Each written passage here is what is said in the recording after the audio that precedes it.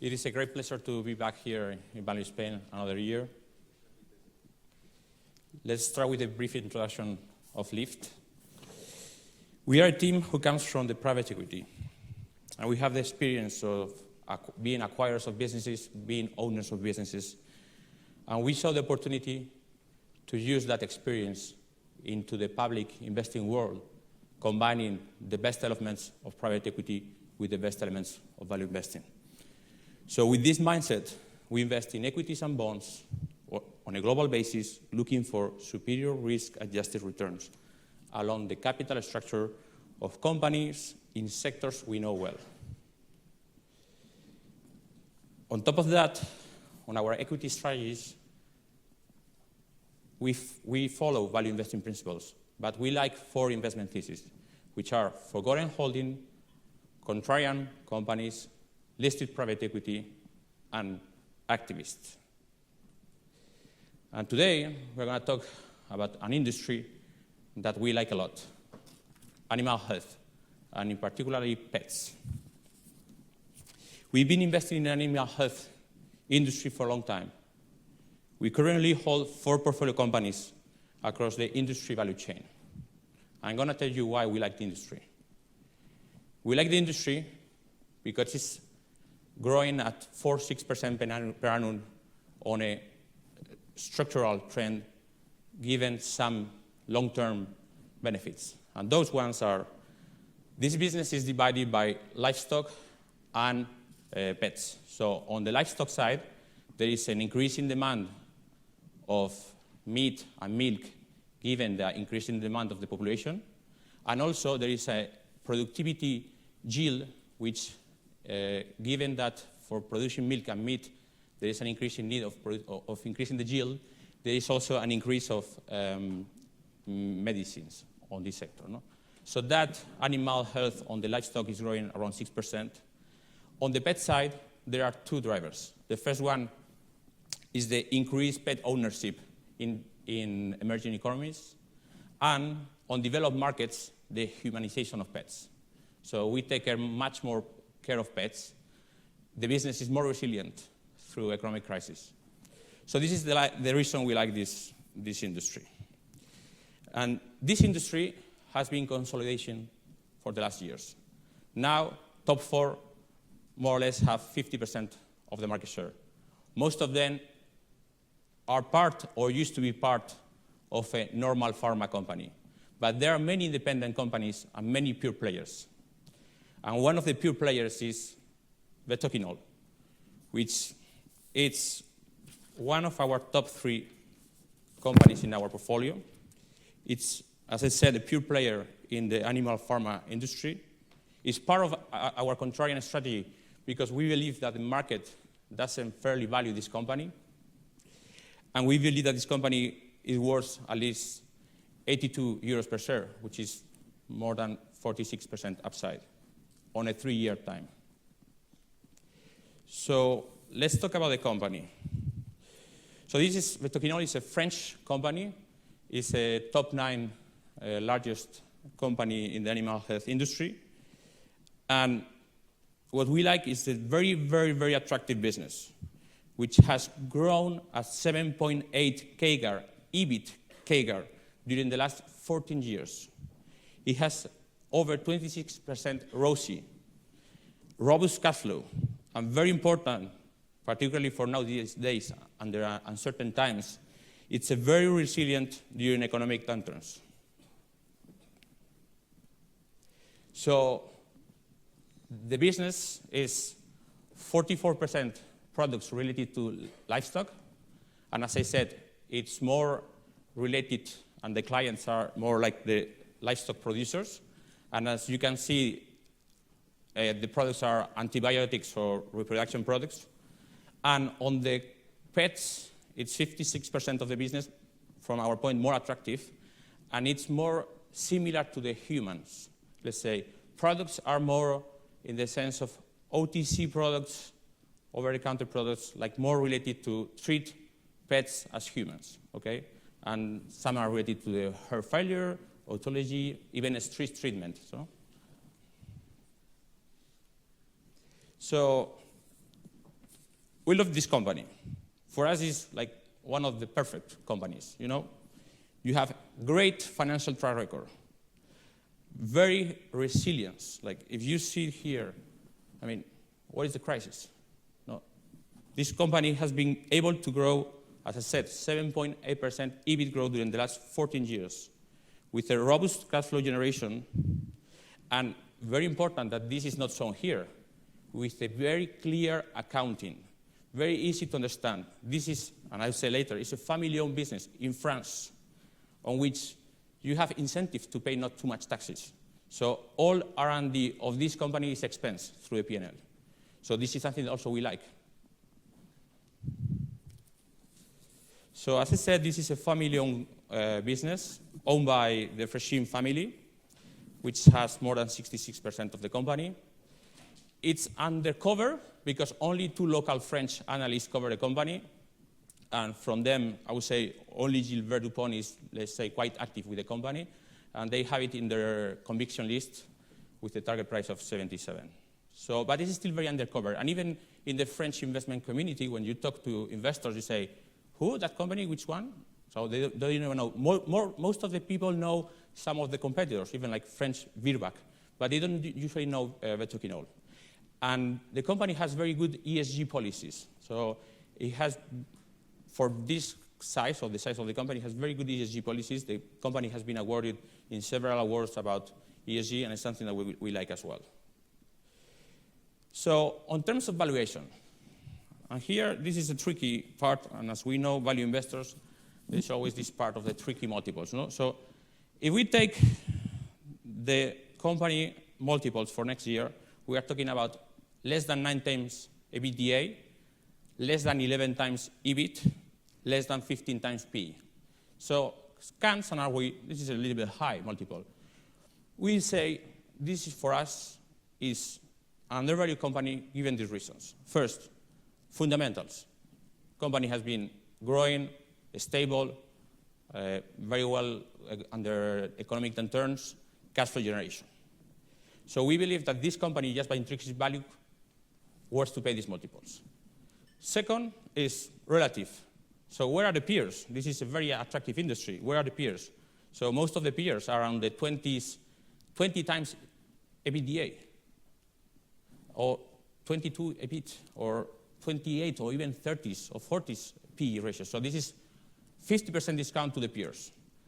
And the third, and more important for us, as being in the past acquirers of businesses, is that if you put this company up for sale, it worth at least 50% more. Whether it's industrial, whether it's a private equity, we'll buy it for 50% more. So with this perfect company, what's the trick, no? So we're going to identify several factors and to reason why the valuation is low for us. So the first one is the antibiotics exposure. No? So there has been a more growing pressure in the US, but particularly in Europe, to reduce the use of antibiotics in livestock animals. So the company in 2011 had 43% of exposure to antibiotics in the portfolio, but they are moving during the last years to get a 25% in 2021, thanks to the development of new products. So it's not that antibiotics is going down and the portion of antibiotics in the whole picture has gone down because of the lost revenue. No, it's just antibiotics is not growing, it's slightly declining, but the rest of the portfolio is growing. And the good news is that the rest of the portfolio has higher margins. So another let's call it issues. Wow, this company accumulates cash. 111 million euros in net cash. 16% of the market cap, inefficient capital structure. So yes, but it's not such a bad problem, okay? So why? Because the company would like to do acquisitions, and the company has done acquisitions in the past. But this is a family company, very conservative, and they don't want to overpay. So for the last years, they said, look, multiples in the industry they are not good, wait and see. Wait and see.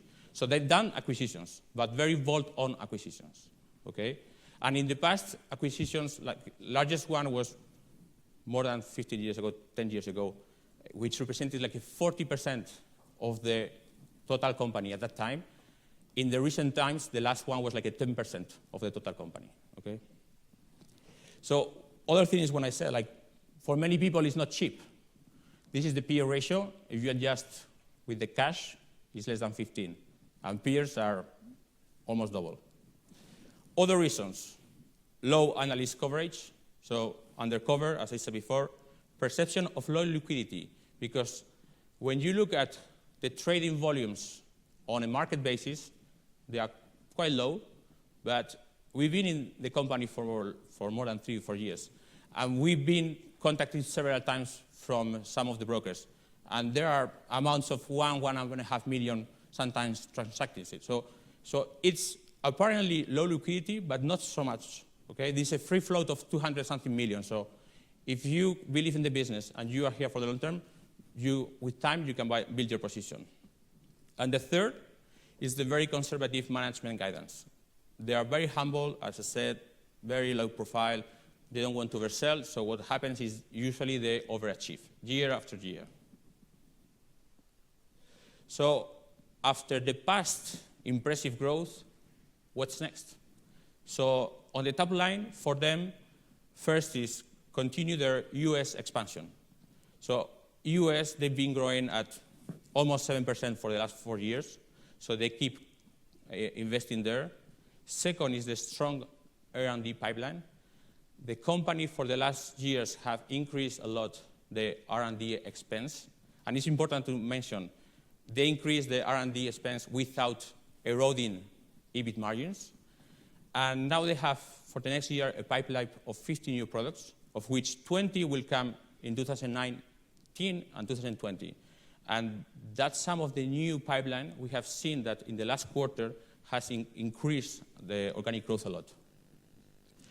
On the margin side, they have, let's say, 2 levers, 2 drivers.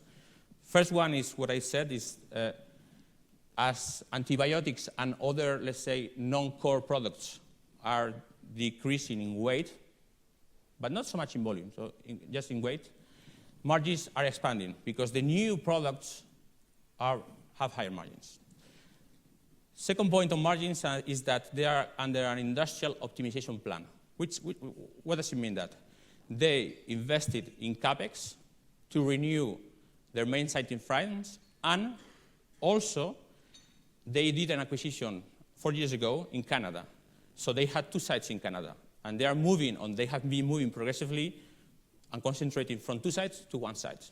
So that will also improve the operations of the company. Also, they are trying to reduce, and this is the reason they make this breakdown. They're trying to reduce some of the SKUs because they want to reduce some products that are not such profitable or maybe not as good as others. So how we see the business in terms of projections. We always like to do different cases. And again, it's part maybe of our private equity experience in the past. So we also want to see the downside, particularly understand well the downside. So just here, and I will develop more later, so we have built different cases. On the downside case, we have pressed a lot the margins. And as I said before, this increase in the margins have been even under a higher than usual R&D expense and with the antibiotics pressure. So as the antibiotics pressure fades, company also will be able to sustain those margins.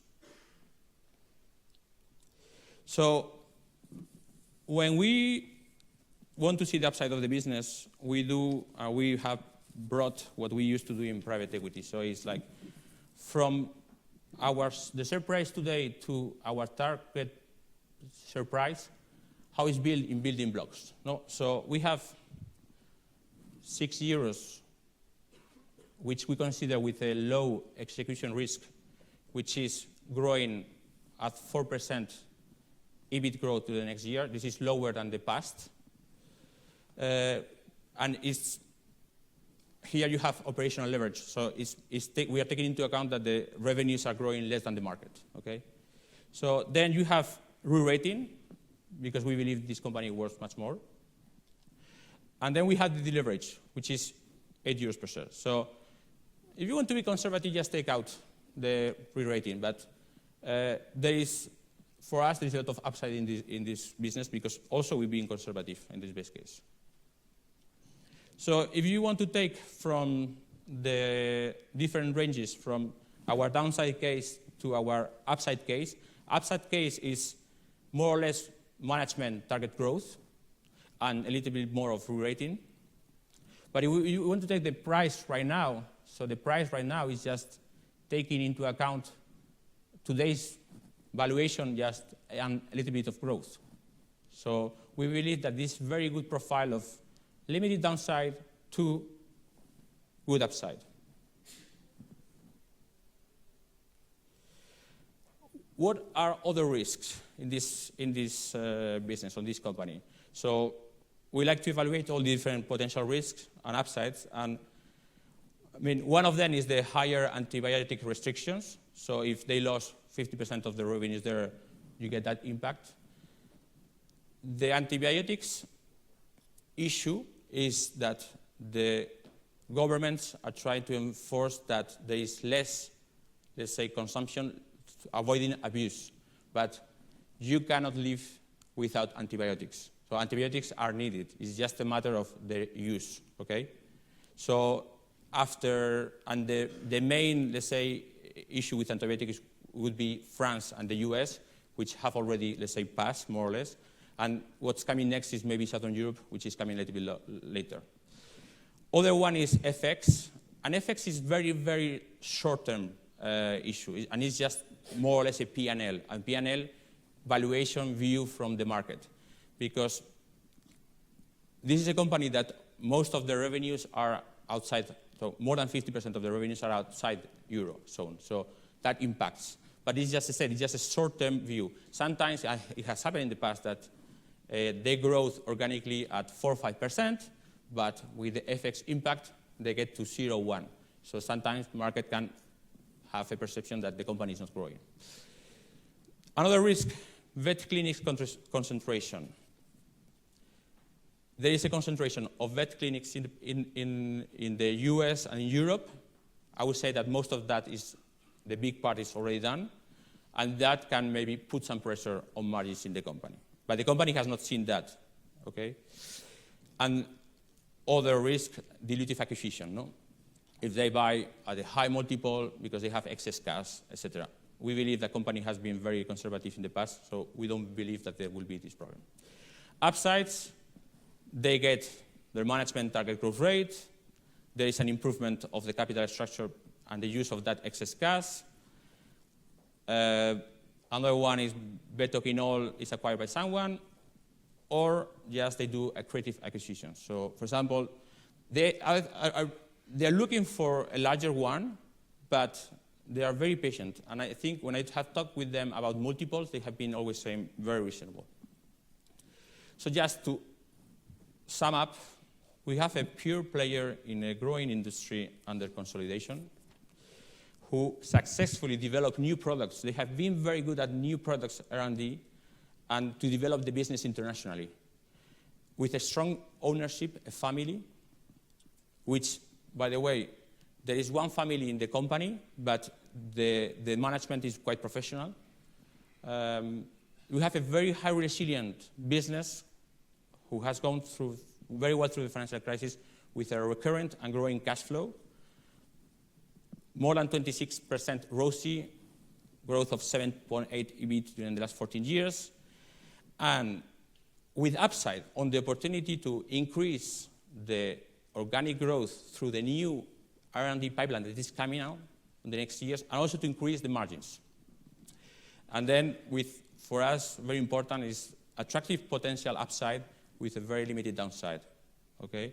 And we also believe that there is a strong case for re-rating in this company as the company diversifies more products, geographies, and reach a little bit larger size. And with that, open for questions.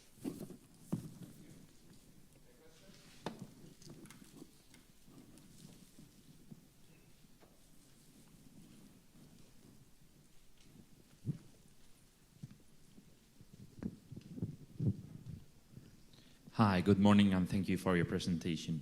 I was wondering about the pipeline, because I don't know many things about the healthcare industry and the pharma industry in animals.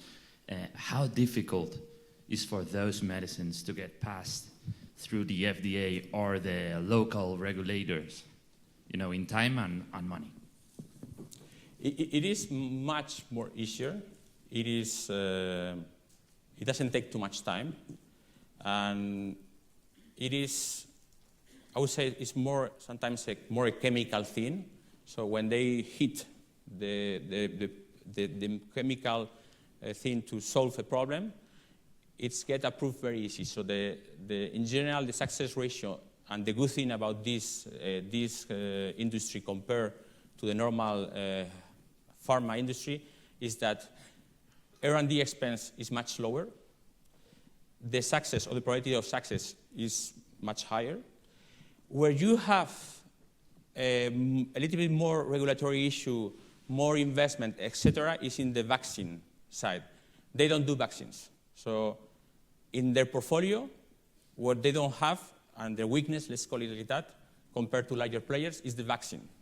But they are able to create new products which are, let's say, sometimes niche. Let's say, I don't know, like heart disease for dogs is quite of a niche market. No? So they're able to develop these products that meet a consumer needs, and the success is quite high. And you see something that is not only vetoquinol, it's the whole industry is one of the great advantages compared to the normal pharma industry. And one thing I didn't mention, by the way, is that you have better price position compared to the normal pharma, because you usually sell to a large customer base and directly. Thank you. I have two questions. First, can you differentiate the margins that are available in pet industry and cattle? And the second one, what about liability? Are there liability cases that you know of with peers or within the company? What was the second question? Sorry. Liabilities, cases against the company for impact of medication. Okay. Start with the second one. On the cases and litigations, there is residual. So there is nothing relevant to say. There is not a material case against the company that can have a large impact. On the margins, they don't disclose openly, but you can count that the pets probably is like 200 basis points more than the livestock. But that can also be a little bit more vetoquinol case because of the products. Because in some other players, it's not such the case. It depends a lot product by product. And for example, vaccines that they don't have, it's higher margin. And that's the reason some of the competitors have higher margins as well.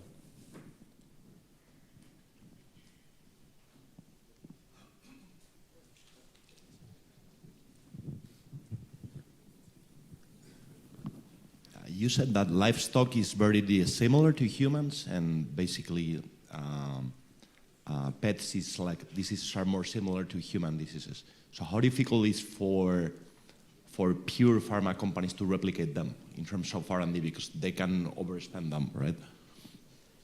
To replicate their products, you mean? Yeah, on the pet side. On the pet because side. At the end of the day, they have larger scale. So if it's not that dissimilar in terms of like the disease, like I get that. I presume that the treatments are not that dissimilar either. So. Yeah. Why, for example, like one of the large, like Zoetis doesn't compete directly with them in some of the over-the-counter pets products? It's terms of size. So the R&D of the large pharma are focused on, let's say, more blockbusters. And for them, they are focused more on the, like, oh, this product, it's a niche, I can sell it, I don't know, maybe it's a 10, 20 million euro revenue, it's interesting. 10, 20 million euro revenue for Soeris is nothing. So it's basically it's that. So for them, it's like a portfolio of complementary products that no one delivers something in that segment. Okay, so is it fair to say? I'm sorry, another thing is, one of their strengths is that they have, and always people saying that in the industry, when you talk to people in the industry, is that their distribution network, it's a sales force. So it's really sales force is saying they have to talk with the clinics, and they talk, so they have control of their sales force, directly to the clinics, whether they have a distributor in the country, because for logistics it works, they have it, but who push the product, who goes there and visits, look, this is a product that has these attributes, so it's good that you put these cookies for your dog because it will be less stressful. That's their sales force.